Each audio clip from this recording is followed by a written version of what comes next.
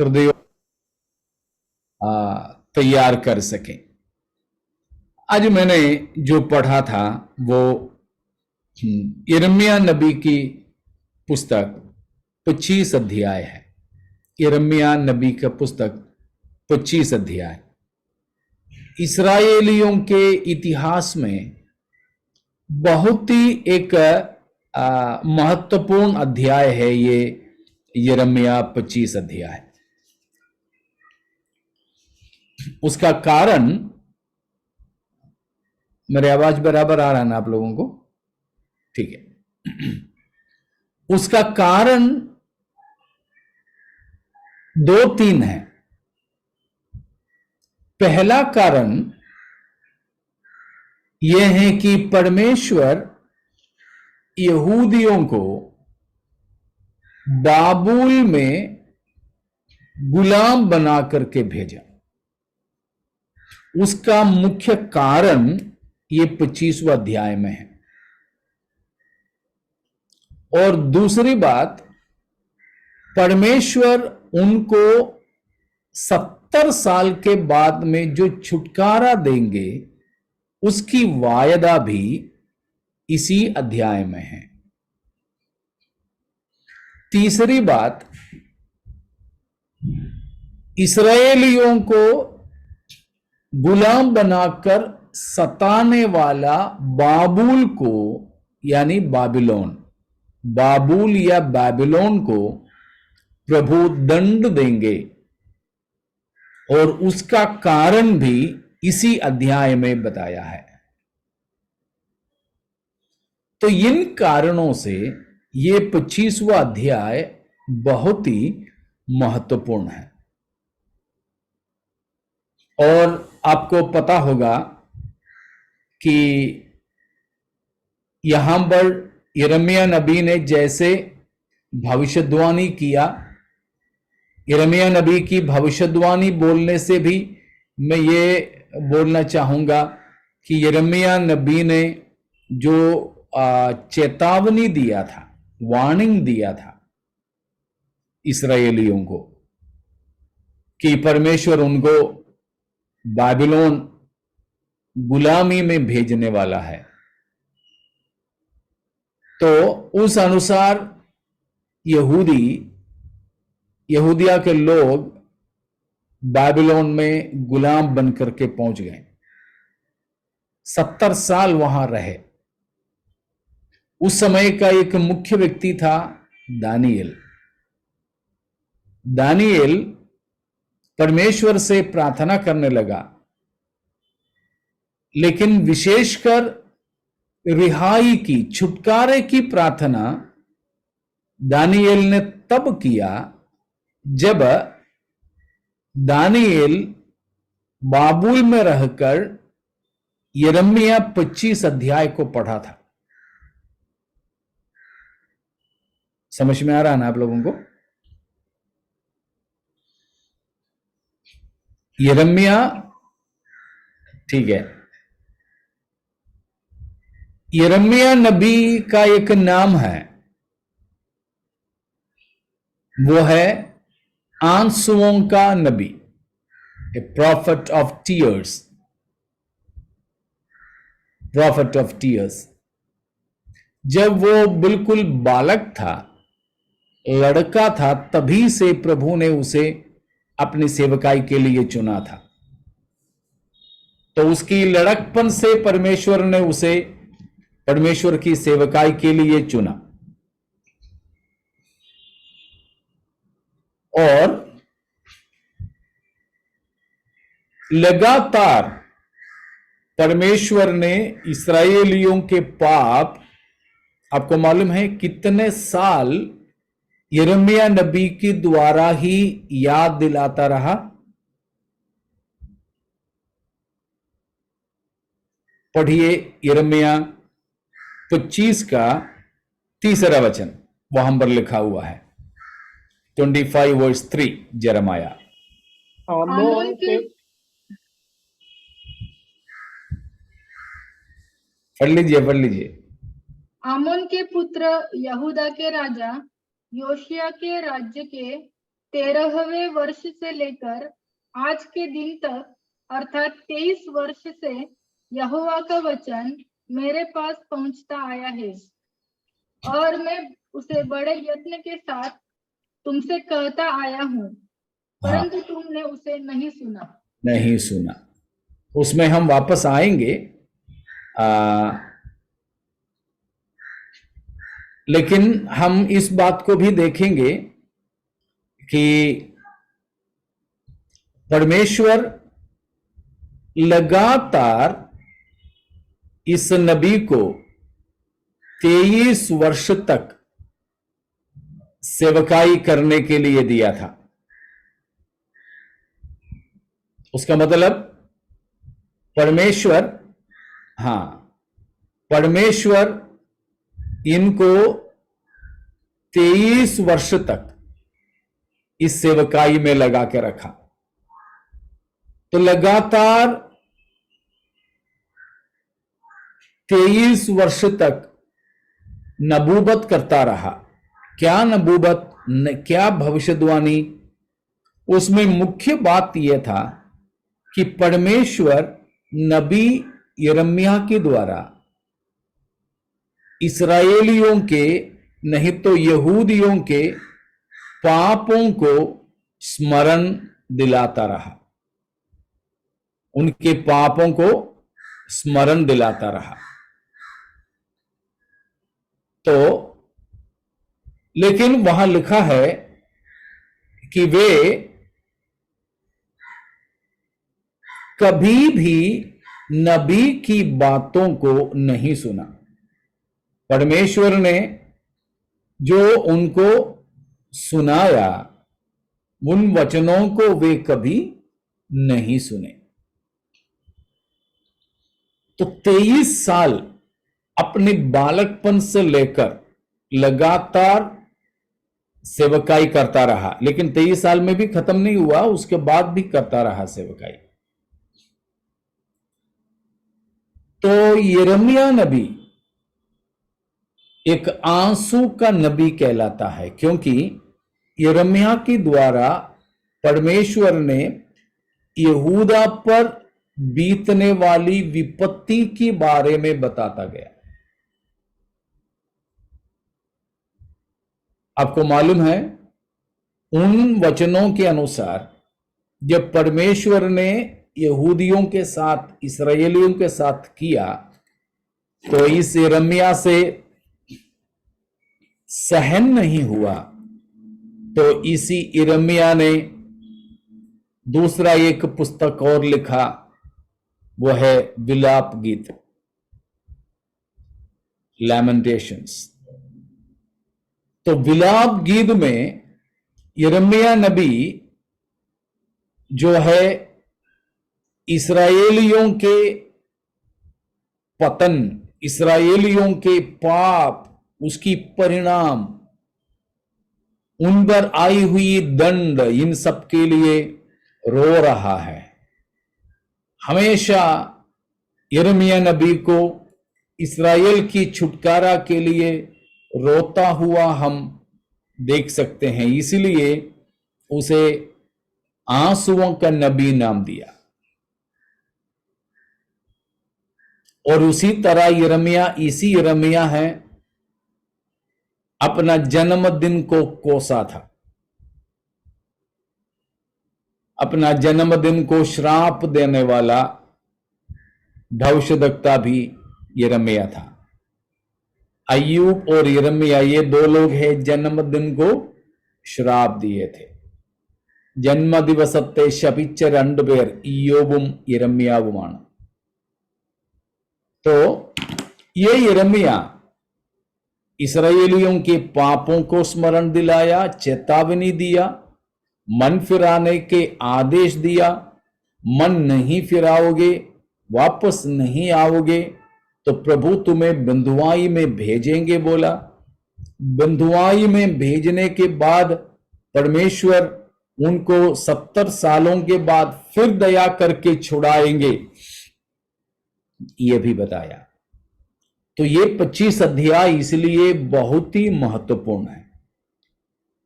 उसकी महत्व है, मैंने आपको जो बोला, दानिएल दानिएल का जो पुस्तक है, दानिएल की पुस्तक में सबसे मुख्य अध्याय 9वां अध्याय है, 9th चैप्टर है दानिएल का सबसे मुख्य अध्याय। उसके अंदर हम 70 सप्ताहों का एक दर्शन, 70 सप्ताहों का एक भविष्यवाणी की बात को देख सकते हैं। लेकिन परमेश्वर उनको 70 सप्ताहों का 70 वीक्स, वो आज मैं उसकी विवरण देना नहीं चाहूंगा, और कभी आपको चाहिए तो हम उसके बारे में सीखेंगे। तो 70 सप्ताहों का एक दर्शन दिया, लेकिन वो 70 सप्ताहों का दर्शन परमेश्वर उसे देने का कारण, ये यिर्मयाह 25 अध्याय है। उसकी प्रेरणा यिर्मयाह 25 अध्याय है। कैसे? दानिएल 9 का पहला पदों को पढ़िएगा। दानिएल 9 का पहला। मादी छेस का पुत्र दारा, जो कसीदियों के देश കൽദേ രാജ്യത്തിന് രാജാവായി തീർന്നവനും आंटी മേദ്യ സന്തതിയിലുള്ള അഹരോസ് सुरजीत ब्रदर വായിക്കുന്നുണ്ട്। ब्रदर पढ़ लीजिए, कंटिन्यू कर लीजिए। मादी छेस का पुत्र दारा, जो कसीदियों के देश पर राजा ठहराया गया था। कंटिन्यू। हाँ, पढ़ लीजिए।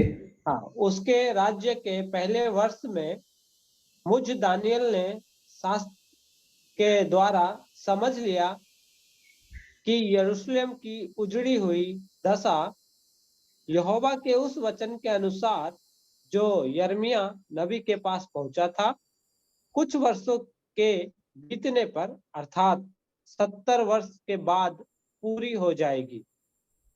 हाँ, आंटी मलयाളത്തിൽ വായിച്ചാട്ടെ।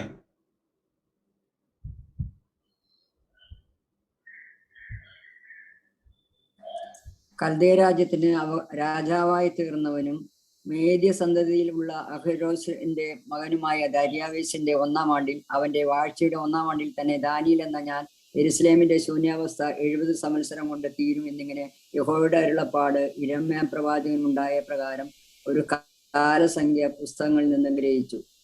അപ്പോൾ ഞാൻ ഉപവസിച്ചു, രട്ടുടുത്തു, വെണ്ണീറിലിരുന്ന് കൊണ്ട് പ്രാർത്ഥനയോടും യാചനകളോടും കൂടെ അപേക്ഷിക്കേണ്ടതിന് ദൈവമായ കർത്താവിലേക്ക് മുഖം തിരിച്ചു. എന്റെ ദൈവമായ യഹോവയോട് ഞാൻ പ്രാർത്ഥിച്ച് ഏറ്റു പറഞ്ഞത് എന്തെന്നാൽ, തന്നെ സ്നേഹിക്കുന്നവർക്കും തന്റെ കൽപ്പനകളെ പ്രമാണിക്കുന്നവർക്കും നിയമവും ദൈവവും പരിപാലിക്കുന്നവനായി മഹാനും ഭയങ്കരനുമായ ദൈവമായ കർത്താവെ, ഞങ്ങൾ പാപം ചെയ്തു, വികടമായി നടന്നു, ദുഷ്ടത പ്രവർത്തിച്ചു, ഞങ്ങൾ മത്സരിച്ചു, നിന്റെ കൽപ്പനകളും വിധികളും വിട്ടുമാറിയിരിക്കുന്നു. അതിന്റെ തുടക്കത്തിൽ നമ്മൾ കാണുന്നുണ്ട് യെരൂശലേമിന്റെ ശൂന്യാവസ്ഥ 70 സംവത്സരമെന്ന് ദാനിയേൽ എങ്ങനെയാണ് ഗ്രഹിച്ചത്? യിരെമ്യാവിന്റെ പുസ്തകത്തിൽ നിന്ന്. सो यिर्मयाह नबी की पुस्तक से दानिएल को यह पता चला कि इस्राएल यरूशलेम की उजड़ी हुई स्थिति 70 साल के लिए है। वो कहां लिखा है? 25 अध्याय, यिर्मयाह 25 अध्याय, उसका 10वां पद से लेकर के। मैं ऐसा करूंगा कि इनमें ना तो हर्ष और ना आनंद का शब्द सुनाई पड़ेगा, और ना दूल्हे या दुल्हन का, और ना चक्की का भी शब्द सुनाई पड़ेगा, और ना इनमें दिया जलेगा। सारी जातियों का यह देश उजड़ा ही उजड़ा होगा, और ये सब जातियां 70 वर्ष तक बेबीलोन के राजा के अधीन रहेंगे। या 12वां पद भी।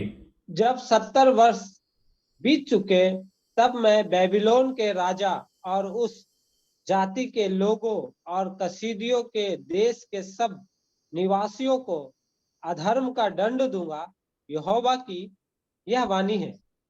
हाँ, तो इन वचनों को दानिएल ने पढ़ा। आपको मालूम है उन समयों में हमारे बाइबल की पुस्तकें इस तरह की अध्याय और आयतों में बांटा नहीं गया था।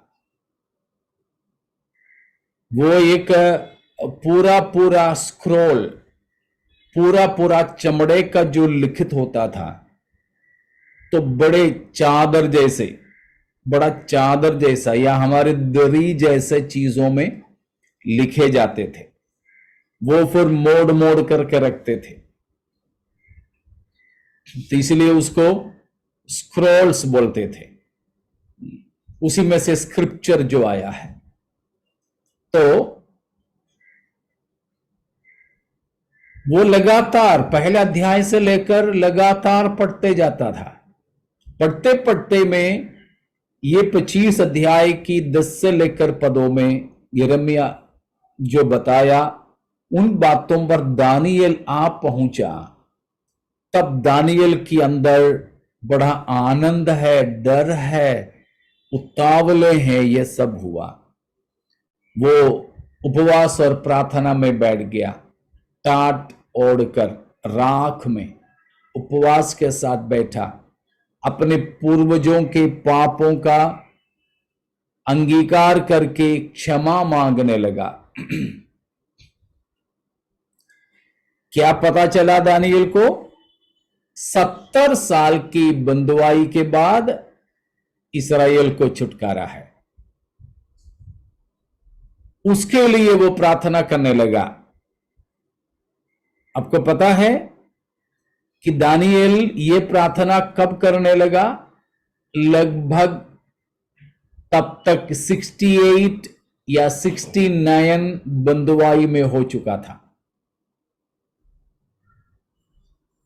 जब 70 साल बिल्कुल नजदीक आ रहा था, इस्राएल का बाबिलोन में बंदुआई का 70 साल पूरा होने पर था, उसी समय दानिएल को यह पता चला, करीब करीब 69 ईयर्स हो चुकी थी। तो दानिएल के अंदर वो जल्दीबाजी, इसलिए तुरंत वो प्रार्थना में बैठा, उपवास में समय बिताया। परमेश्वर, आपने अपने नबी के द्वारा जो बोला है, उन वचनों को पूरा कर, हमारे लोगों को यहां से छुटकारा दे। ऐसे करके वो प्रार्थना करने लगा। उस प्रार्थना के दौरान था, परमेश्वर ने उसको बोला कि दानिएल, तुम्हें तो 70 सालों के बाद की छुटकारा का ही पता चला है, लेकिन मेरी योजना इस्राएल के लिए 70 सालों में नहीं, 70 सप्ताहों में पूरा होगा। ऐसे करके हैं उसकी 24वां वचन से लेकर, मतलब दानिएल 9 की 24 से लेकर 70 सप्ताहों के बारे में बताया, लेकिन उनमें अभी नहीं जाएंगे, वहां से हम वापस आएंगे। 70 वीक्स वो हमें अलग से पढ़ने का एक विषय है। तो कहने का तात्पर्य यह है, यिर्मयाह 25 अध्याय इस्राएल की इतिहास में बहुत ही महत्वपूर्ण एक अध्याय है। उसमें मैंने 3 बात बताया। पहला, इस्राएलियों को यानी यहूदियों को बाबिलोन की बंदुआई में परमेश्वर भेजने का कारण क्या है। दूसरा, परमेश्वर बंदुआई में भेजता है तो भी अपने प्रजा पर करुणा करके उन्हें वापस लाने वाला है। तीसरा महत्वपूर्ण बात, परमेश्वर के लोगों को सताने वालों को परमेश्वर ठीक समय पर दंड देने वाला है। ये तीन विशेष बातें ये 25वां अध्याय में हम पाते हैं।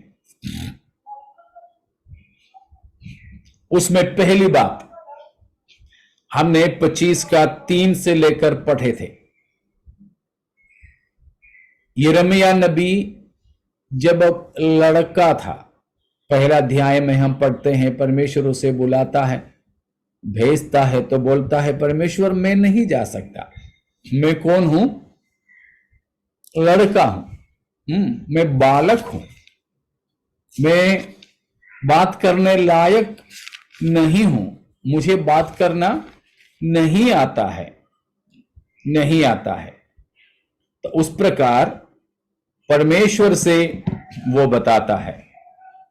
मतलब पहला अध्याय का 6वां पद को पढ़िएगा, 1 का 6। तब मैंने कहा, हाय प्रभु, देख मैं तो बोलना भी नहीं जानता, क्योंकि मैं लड़का ही हूं। हाँ, परमेश्वर ने उसे भविष्यद्वक्ता होकर भेज रहा था, तो वो जाना नहीं चाहा, क्योंकि वो बोला कि मैं बोलना नहीं जानता, मैं तो लड़का ही हूं, बालक ही हूं।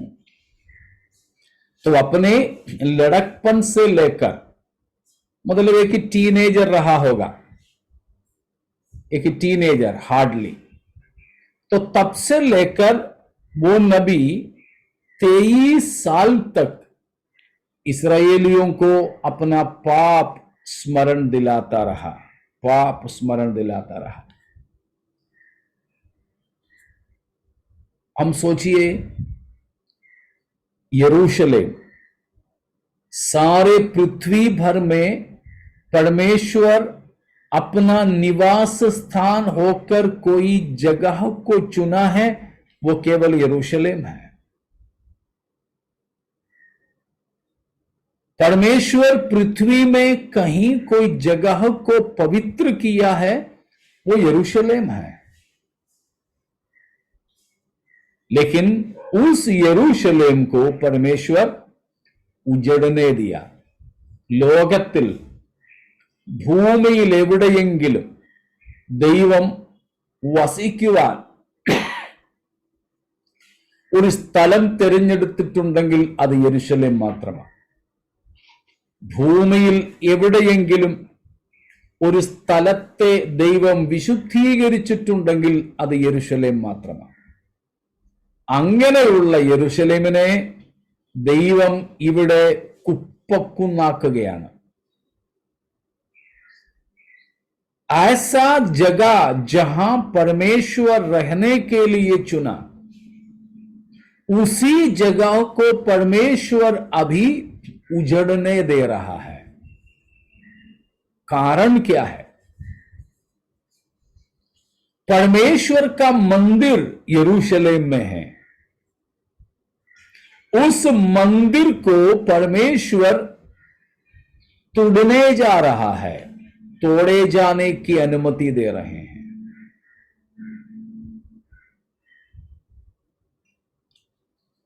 जैसे मंगलवार को मैंने बताया था, मंगलवार नहीं, बुधवार को प्रकाशित वाक्य की अध्ययन के समय में लास्ट में एक सवाल की जवाब में मैंने जो दिया था,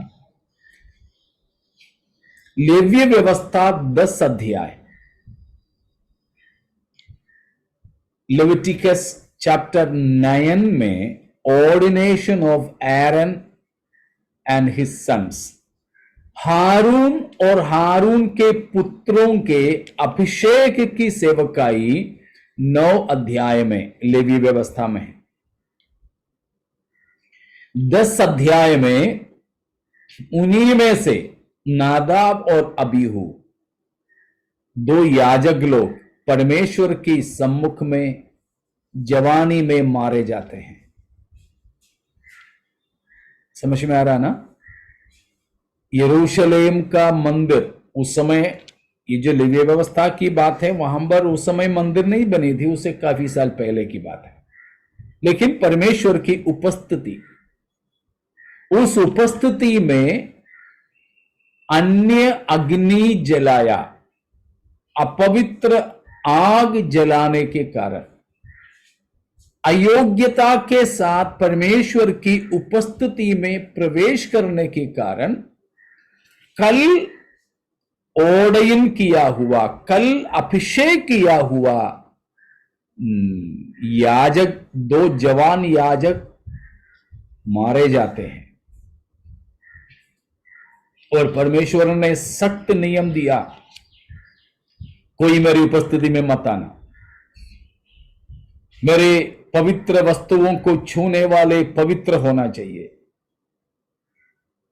लेकिन उस पवित्र परमेश्वर, उस अति पवित्र स्थान, यरूशलेम का अति पवित्र स्थान, वहां पर भी रखे गए सोना, चांदी, पीतल की पवित्र वस्तुएं लूटने दिया। अन्य जाति के लोग, सैनिक लोग उस पवित्र और अति पवित्र स्थान मंदिर को तोड़ा, वहां पर वे प्रवेश किए। अब अंदाजा लगा सकते हो, महायाजकों को प्रवेश करने की अनुमति नहीं था। उस जगह पर अब कौन आया, कौन प्रवेश किया? अन्य जाति लोग, अन्य जाति के लोग। लेकिन वे मर गए नहीं। कारण यहूदी लोगों के पाप और उन्होंने जो भ्रष्ट किया था ना मंदिर। जरूर, लेकिन उससे एक और कदम बढ़ करके बोलना चाहिएगा। अभिषेक पाया गया पवित्र याजक लोग परमेश्वर के सम्मुख में अयोग्यता से प्रवेश की तो मर गए। और हम जानते हैं दाऊद के समय में संदूक, आर्क ऑफ द कवेनेंट, नियम पट्टगम ले जाते समय बैलगाड़ी से गिरने पर उसा ने हाथ लगाया तो उसा वहीं मर गया। उस अति पवित्र स्थान, वहां पर अभी कौन प्रवेश किया? अन्य जाति के लोग। योग्य तरीके से नहीं। परमेश्वर के अति पवित्र स्थान में प्रवेश करने के लिए इनको अनुमति है? नहीं। अभिषेक है? नहीं। पवित्रताई है? नहीं। लेकिन ये अपवित्र और अयोग्य लोग परमेश्वर के उस अति पवित्र स्थान में प्रवेश की, मंदिर में आराधना में इस्तेमाल होने वाले पात्रों को, उपकरणों को लूट कर ले गए। फिर भी उन अन्य जाति के अपवित्र लोगों को कोई खतरा नहीं हुआ। कारण क्या है? परमेश्वर की अनुपस्थिति, परमेश्वर नहीं रहा। ये सबसे खास बात, वो भी एक अलग से हमें सीखने की विषय है, इसलिए उसकी गहराई में मैं नहीं जाता। वचन निकाल करके उस बात को मैं नहीं रखता हूं, वो मैं और कभी करेंगे। लेकिन ये बात जाने, ये अन्य जाति के लोग यरूशलेम मंदिर में प्रवेश करके वहां पूरा मेला बनाया, पूरा बाजार बनाया। उसे यरूशलेम मंदिर में प्रवेश करके उसे अपवित्र किया, लूटा, तोड़ा, जलाया। फिर भी उनको कुछ नहीं हुआ। कारण परमेश्वर वहां उपस्थित नहीं था। मंदिर खाली थी, परमेश्वर की उपस्थिति मंदिर से चला गया था। परमेश्वर की उपस्थिति मंदिर से हट गया था। कारण क्या था? यहूदियों के लगातार का पाप। ഇസ്രായേലിന്റെ തുടർമാനമായ പാപം നിമിത്തം യെരുശലേം ദേവാലയത്തിലുണ്ടായിരുന്ന ദൈവസാന്നിധ്യം നഷ്ടമായി.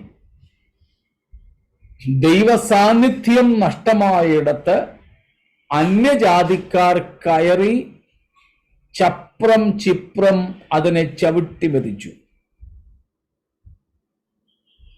ഓർഡിനേഷൻ, പട്ടത്വ അഭിഷേകം കഴിഞ്ഞ പുരോഹിതന്മാർ അഭിഷേകത്തിന്റെ തൊട്ടു പിറ്റേന്ന് ദൈവസന്നിധിയിലേക്ക് അന്യാഗ്നിയുമായി പ്രവേശിച്ചു എന്ന ഒറ്റ കാരണത്താൽ മഹാപുരോഹിതനായ അഹരോന്റെ 2 മക്കൾ പുരോഹിതന്മാർ ഒരുമിച്ച് മരിച്ചു. അത്രയ്ക്ക് തീവ്രമായ ദൈവ സാന്നിധ്യം ഉണ്ടായിരുന്ന ഇടത്താണ് ഇപ്പോൾ അന്യജാതികൾ കയറി മേയുന്നത്. പക്ഷേ അവർക്കൊന്നും ഭവിച്ചില്ല. കാരണം ദൈവസാന്നിധ്യം നഷ്ടമായി പോയി. അതിനുള്ള കാരണം ഇവരുടെ പാപം. പാപത്തിൽ അവർ തുടർന്നതാണ്. प्यारो, ये हमारे लिए बड़ा खतरे की घंटी है। शायद मेरा दिल का भाव आप तक पहुंच गए हैं। परमेश्वर की उपस्थिति, मैं फिर से बताता हूं, हारून के बेटे दोनों जो मर गए, लेवी व्यवस्था 10 अध्याय में, 10 का पहला पद को पढ़ लीजिएगा। Leviticus 10 initial word. तब नादाब और अहूब नामक അനന്തരം അഹരോന്റെ പുത്രന്മാരായ നാദാബും അബീഹൂം ഓരോ ധൂപകലശമെടുത്ത് അതിൽ തീയിട്ട് അതിന്മേൽ ധൂപവർഗം ഇട്ടു. ठीक है, तो वहां पर हम पाते हैं कि हारून के दोनों बेटे, दोनों याजक लोग हैं, दोनों याजक हैं। कल उनका अभिषेक हुआ था। 1 हफ्ता का अभिषेक की सेवकाई थी, वो सब 9 अध्याय में है। ഒരാഴ്ച നീണ്ടു നിന്ന അഭിഷേക ശുശ്രൂഷയാ 9-ാം അധ്യായത്തിലുണ്ട്.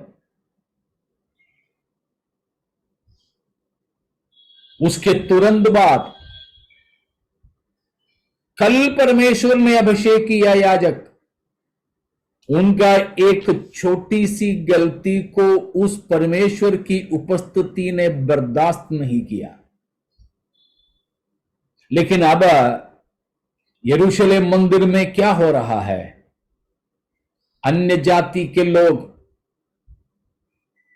अन्य देवताओं की पूजा करने वाले, यहोवा के मान सम्मान न करने वाले आकर पूरा उसे लताड़ रहे हैं, लेकिन उनको कोई हानि नहीं हुआ।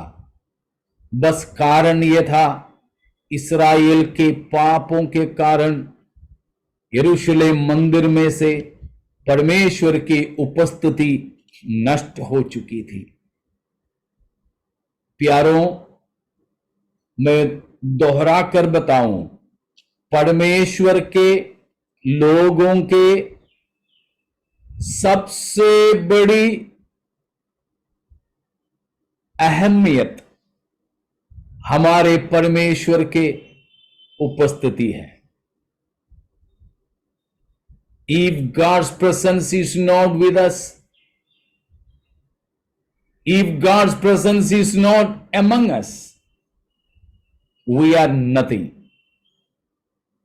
हमेशा याद रखें, अगर हमारे साथ परमेश्वर की उपस्थिति नहीं है, हमारे बीच में परमेश्वर की उपस्थिति नहीं है, तो प्यारों, हम कुछ भी नहीं है।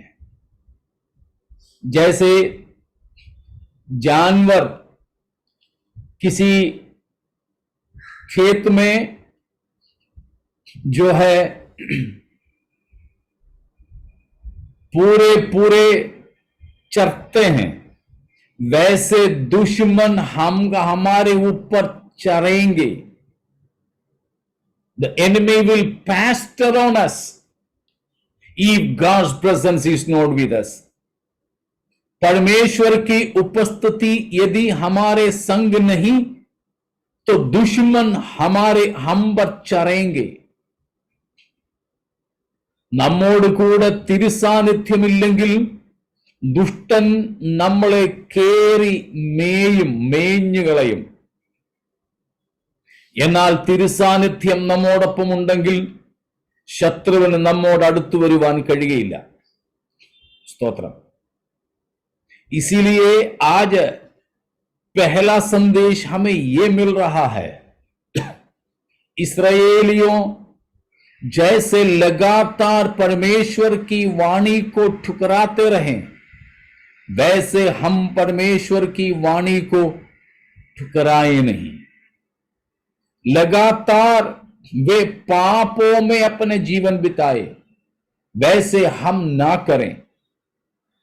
नेवर कंटिन्यू इन सिन। हो सकता है हमारे जीवन में, हम मनुष्य है, कभी हम पाप में गिर भी जाएं, कोई अशुद्धता की, कोई पाप की स्थिति हमारे जीवन में आ भी जाए, लेकिन नेवर कंटिन्यू इन। उन पापों में हम बने ना रहें।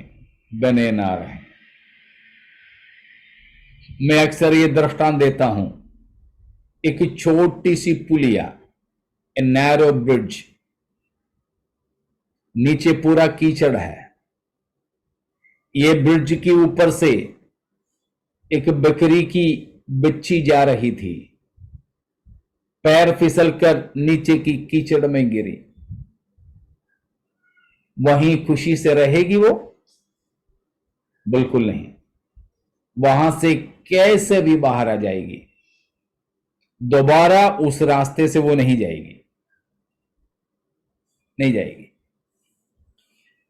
लेकिन उसके बाद में उसी रास्ते से एक सूअर की बच्ची आ गई, वो भी उसी स्थान पर गिर जाती है। वो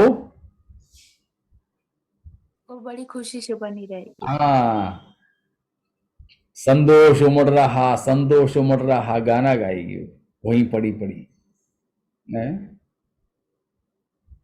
बड़ी खुशी से उसी में रहेगी। यह है फर्क। हो सकता है हम कभी भी किसी पाप में फिसल जाएं, फिसलना नहीं, फिसल जाएं, उस बकरी की बच्ची की तरह चिल्ला कर उसमें से बाहर आ जाए, अपने आप को झटक ले, गंदगी को दूर कर ले, और उस बकरी की तरह कहीं सूखी जगह पे जाके खड़े हो जाए, उस बकरी की तरह कहीं सूखी दीवार पे, पत्थर पे अपने आप को रगड़ करके गंदगी को दूर करें, पूरे शरीर को सुखा दें, दोबारा उस रास्ते से न जाएं। प्यारों, सबसे बड़ा पाप यह नहीं कि हम पाप करते हैं, परंतु सबसे बड़ा पाप यह है कि हम पाप में बने रहते हैं। समझ में आ गए? The severest sin is not that we commit sins, but rather it is that we continue in sin. പാപത്തിൽ വീഴുന്നു അല്ലെങ്കിൽ പാപം ചെയ്യുന്നു എന്നുള്ളതല്ല ഏറ്റവും വലിയ പാപം. അതിലും വലിയ പാപമാണ് പാപത്തിൽ നാം തുടരുന്നു എന്നുള്ളത്. ഓർക്കുക, പാപത്തിൽ തുടർന്നാൽ ദൈവസാന്നിധ്യം നമ്മെ വിട്ടുപോകും, दुष्टन നമ്മെ മേഞ്ഞു കളയും. अगर हम पाप में लगातार बने रहेंगे, परमेश्वर हमारे साथ फिर नहीं रहेंगे. प्रभु हमें अकेले त्याग देंगे, प्रभु हमें अकेले छोड़ देंगे. Praise God. अगर परमेश्वर ने हमको छोड़ा, अगर परमेश्वर ने हमको त्यागा, फिर तो दुश्मन के लिए यह बड़ा आसान है कि हमें वो चरता रहेगा, चरता रहेगा. प्यारो, जैसे यूहन्ना बताता है, पहला यूहन्ना 2:1 और 2 में, पहला यूहन्ना 2:1 और 2, उस जीवन के वचन के विषय में जो आदि से था, जिसे हमने सुना और जिसे अपनी आंखों से देखा, वरन जिसे का पहला वचन पढ़ो, 2:1 और 2. ओके.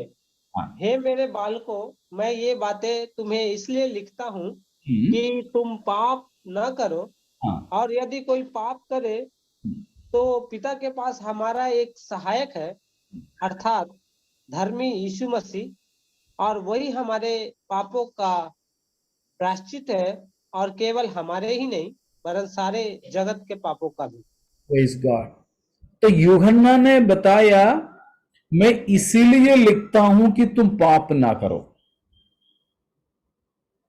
अगर पाप किया किसी ने, कोई पाप हो गया, तो मत सोचो कि सब खत्म हो गया. नहीं, तब भी हमें बचाने वाला एक वकील है, यीशु मसीह है. बस यीशु के पास आ जाए. लेकिन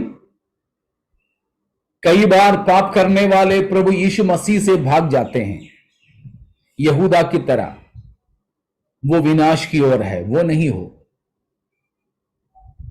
वो नहीं हो. 3:9 भी पढ़िएगा, पहला यूहन्ना 3:9 भी. जो कोई परमेश्वर से जन्मा है वह पाप नहीं करता, क्योंकि उसका बीज उसमें बना रहता है, और वह पाप कर ही नहीं सकता क्योंकि परमेश्वर से जन्मा है. Praise God.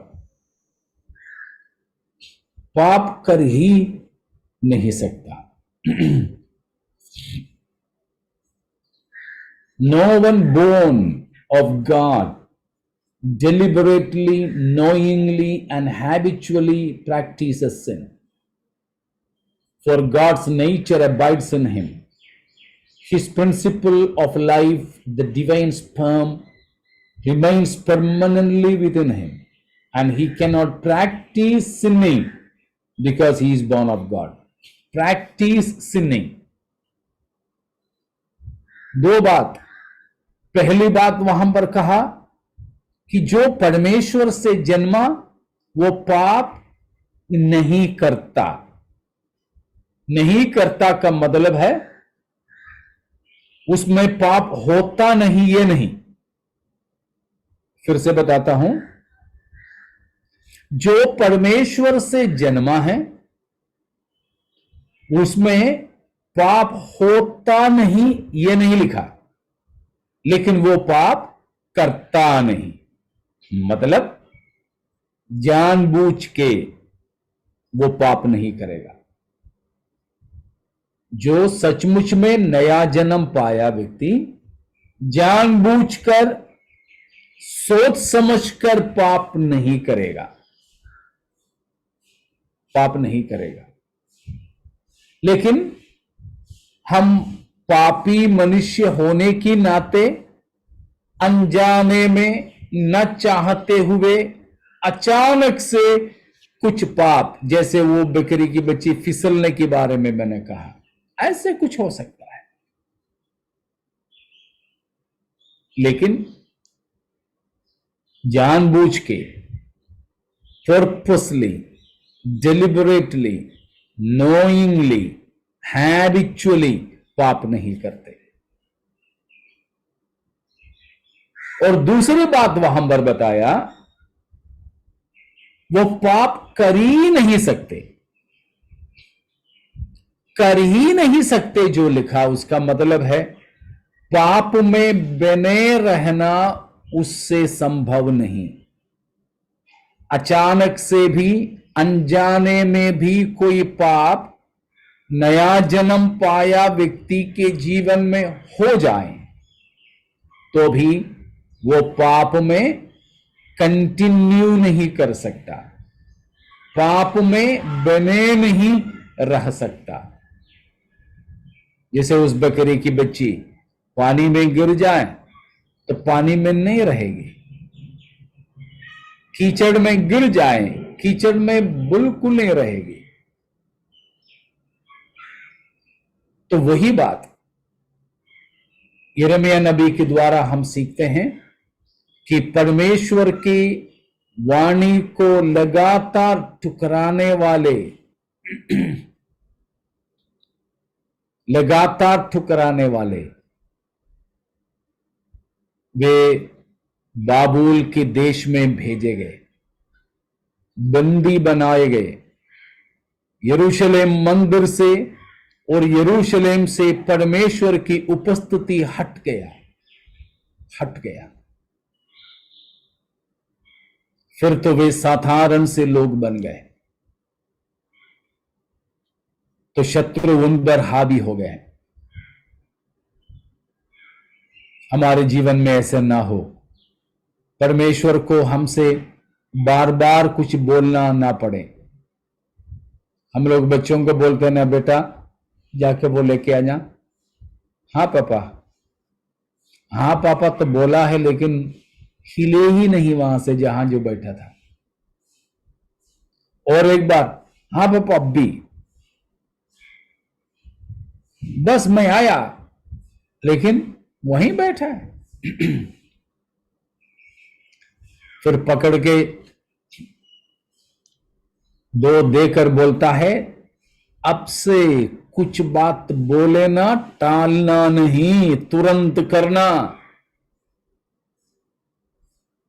तो उसी प्रकार परमेश्वर हमसे कोई भी पाप स्मरण दिलाए, मन फिरा कर प्रभु की ओर आने की आदेश दें, टाले नहीं उसको, टाले नहीं, कल करके ना रहें।